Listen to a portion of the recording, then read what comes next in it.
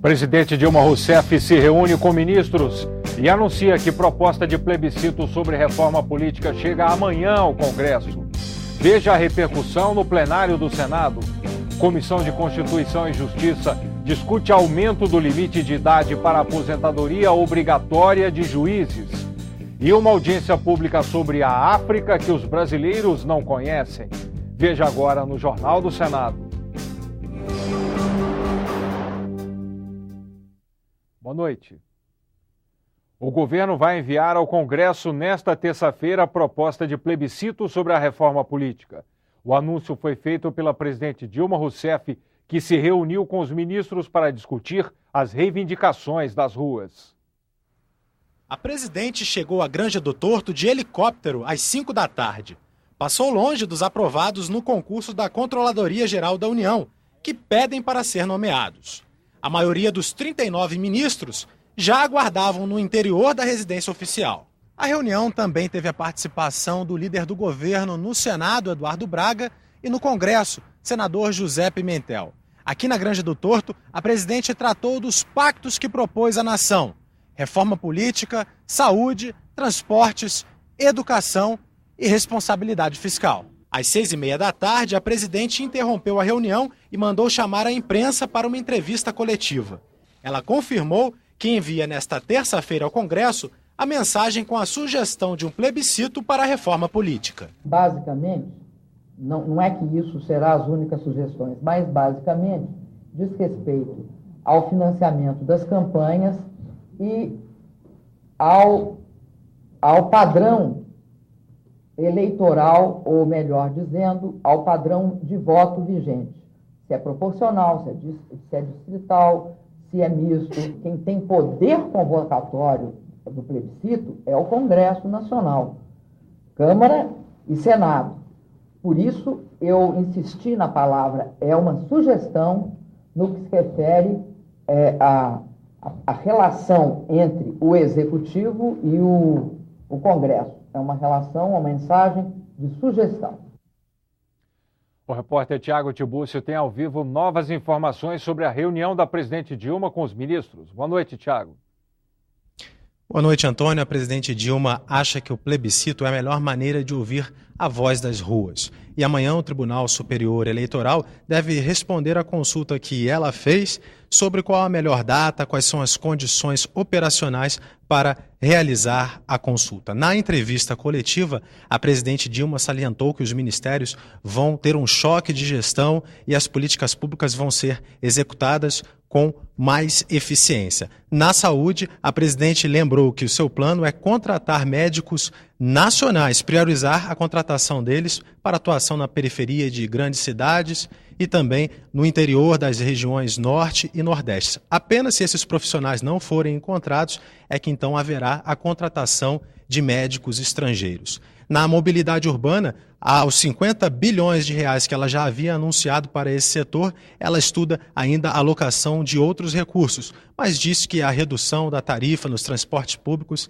terá de ser bancada pelos contribuintes. Na educação, a presidente disse que não vale a pena apenas construir escolas e contratar professores, mas é preciso investir na capacitação deles, além de abrir creches e investir no programa de alfabetização na idade certa. A presidente evitou comentar a queda na sua popularidade, que nas últimas semanas teve uma queda aí de 27%, mas aproveitou para parabenizar a seleção brasileira pela conquista da Copa das Confederações. Ela lembrou que apenas 1/3 do dinheiro destinado à Copa do Mundo foi aplicado em estádios. Os 2/3 restantes poderão ficar como legados em obras de mobilidade, por exemplo. A reunião com os ministros terminou por volta das 9h da noite, horário aqui de Brasília, e durante o dia a presidente Dilma começou a se reunir também com líderes dos partidos da oposição. O primeiro deles foi o PSOL, mas apenas o senador Randolfo Rodrigues aceitou conversar com a presidente. O governo, embora tarde, é melhor tarde do que nunca, dialogar com os movimentos sociais, como dialogou semana passada com o Movimento pelo Passe Livre, e dialogar com os partidos de esquerda e, notadamente, com a oposição de esquerda. Aliás, se o governo tivesse há mais tempo conversando mais com os movimentos sociais, conversando mais com os partidos de esquerda, conversando mais com a oposição de esquerda, talvez o governo tivesse avançado mais e talvez o governo não estivesse enfrentando as dificuldades que hoje enfrenta. O senador Randolfo Rodrigues diz que também defende o voto em lista, o financiamento público de campanha e a revogação dos mandatos políticos por iniciativa popular. Voltamos ao estúdio. A proposta de reforma política a partir de um plebiscito recebeu críticas, apoios e sugestões em debates no plenário nesta segunda-feira. Li uma revista essa semana, uma coisa absurda. Consultar o povo é golpe. Buscar a opinião da sociedade para que o Congresso possa fazer algo que o Congresso não faz é golpe. Não penso que seja assim. Era hora de unir todos, oposição e situação, e aproveitarmos, fazermos a reforma política. Golpe é querer pegar uma grande campanha publicitária com partidos que vão ter a maior parte do horário eleitoral para vender ideias e certos princípios. De modo que golpe é o plebiscito da maneira que está sendo feito e anunciado com 5, 6 itens é golpe. E se tiver mais quesitos, ele simplesmente não pode ser votado, não pode haver uma escolha com 50 itens. E existe uma forma mais concreta de nos aproximarmos da população do que com ela dividir algumas reformas importantes e estruturais no sistema político brasileiro? Claro que não, claro que não. Então talvez quem fala assim ou quem denomina assim essa ideia, essa proposta é porque é contra qualquer participação popular mais profunda, ou quem sabe contra avanços importantes que nós poderemos imprimir no sistema político brasileiro. Exigir que a população brasileira responda em 1 mês ou 2 meses a estas questões, quando o Congresso Nacional, em cerca de 20 anos, senador Aloysio, não respondeu, é exigir demais do nosso povo. Creio ser até mesmo uma irresponsabilidade. Há temas que poderão eventualmente ser objeto de reflexão e decisão para até 1 ano antes das eleições de 2014 e outras que possivelmente deverão ser ainda mais aprofundadas e que isto possa ser objeto do diálogo de Vossa Excelência com a presidenta e dos partidos da oposição. O que o Brasil precisa de hoje é combate à inflação, é ter escolas que ensinam, transportes coletivos decentes, segurança pública eficaz.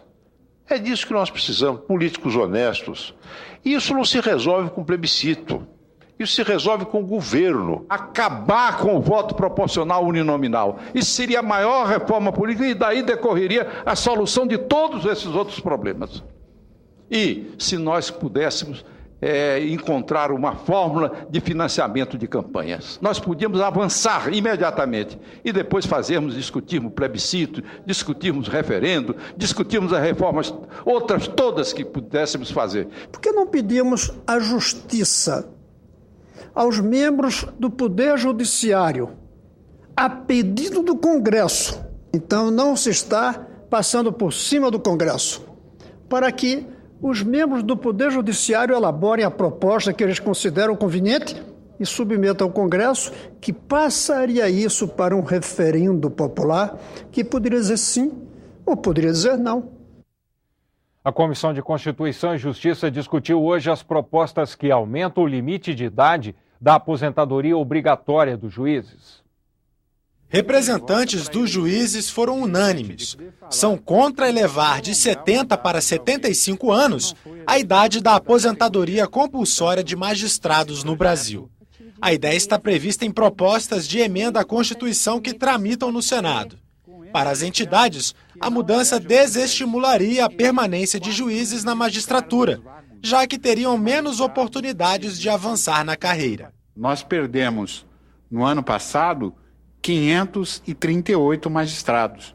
Muitos se aposentaram precocemente, desgostosos com a impossibilidade de progredir na carreira. 4.000 cargos vagos de magistrado existem em todo o país. Esse é o número divulgado pelo CNJ. Portanto, presidente, para que nós possamos falar em ampliação de idade para aposentadoria, nós teríamos que negar esperança a todos aqueles que ingressam na carreira no dia de hoje. Para a Associação dos Juízes Federais, a medida iria trazer aumentos das despesas com a Previdência. Como decorrência do desalento em relação à carreira, ante a impossibilidade de ascensão funcional, magistrados experientes com anos de dedicação à magistratura e, consequentemente, ao serviço público, precipitarão suas aposentadorias. Os juízes também disseram que manter o sistema atual, com o juiz sendo aposentado aos 70 anos, ajuda a oxigenar as decisões dos tribunais. Eu não tenho, pessoalmente, nenhuma dúvida de que julgamentos históricos importantes havidos na última década, demarcação de terras, pesquisa com célula-tronco, união homoafetiva e assim por diante, eu não tenho dúvida nenhuma que se a composição do Supremo não tivesse sido renovada, especialmente em razão da compulsória aos 70, eu não tenho dúvida que esses julgamentos não teriam acontecido. Os juízes aproveitaram a audiência para pedir o arquivamento da PEC 33 de 2011, que submete à avaliação do Congresso decisões judiciais sobre a inconstitucionalidade de emendas à Constituição. E também pediram que o parlamento aprove leis mais duras para quem ameaça os magistrados de morte. Atualmente, são cerca de 150 juízes nesta situação. O Conselho de Comunicação Social do Congresso debateu o plano estratégico da EBC, a Empresa Brasil de Comunicação. A ideia é modernizar e renovar a linguagem dos programas veiculados pela estatal da radiodifusão. A Empresa Brasil de Comunicação reúne emissoras de rádio e TV e uma agência de notícias pública. É fiscalizada pelo Conselho Curador, formado pela sociedade civil.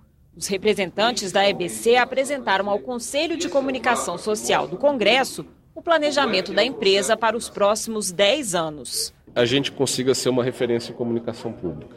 Vamos trabalhar nos próximos 10 anos para que a gente consiga ajudar os cidadãos e cidadãs desse país a formar uma consciência crítica e poder exercer melhor a sua cidadania. O Conselho de Comunicação cobrou a presença da TV Brasil, canal de televisão aberta da EBC, em todas as cidades com mais de 100 mil habitantes. Segundo o presidente da empresa, o principal desafio para a expansão é o governo liberar recursos para instalar a infraestrutura técnica necessária à transmissão digital. Como você, no momento de contenção no orçamento, você vai falar de comunicação pública, de televisão, de rádio, quando as pessoas não querem que haja, que elas estão pedindo mais recursos para a saúde, mais recursos para a educação, mais recursos para a assistência social. É quase injusto falar disso. Como nós sabemos da importância da comunicação pública para a formação da cidadania e para o melhor exercício da democracia, nós sabemos que isso é muito importante. Os conselheiros também pediram experimentos e inovação nas emissoras da EBC e mais programas para jovens. É uma constatação do Conselho que a programação juvenil, se é que se possa ter, é ainda muito falha, vamos dizer, não é? Há dificuldade, inclusive, das feiras internacionais de se identificar e de comprar programação juvenil. Queremos também inovar e fazer experiências em relação a cenários, em relação à trilha sonora e tudo mais, e essa parte do conteúdo é importante. A comunicação pública é algo fundamental e eu acho que o trabalho que a EBC está fazendo, a gente está ciente que está na sua infância, é algo muito importante para a comunicação social no Brasil. A Comissão de Assuntos Econômicos fez uma audiência pública esta noite para debater a União de Nações Sul-Americanas, além das relações comerciais e a integração social e política do continente. A Unasul é formada pelos 12 países da América do Sul. O debate faz parte de um ciclo de audiências programado para o biênio 2013-2014 sobre o panorama da política econômica brasileira e as perspectivas para a próxima década.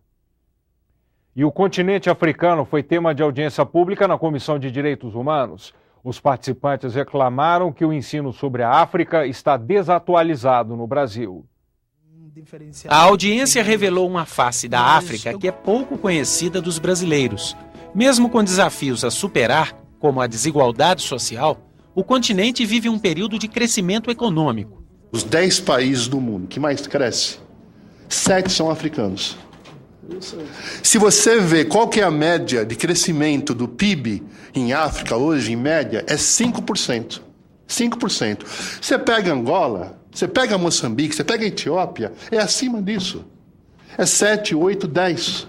Jovens africanos que estudam no Brasil trouxeram informações sobre o desenvolvimento da educação nos diversos países do continente. Antes nós tínhamos simplesmente 2 instituições do ensino superior em Angola. Nós temos mais de 60 instituições do ensino superior em Angola.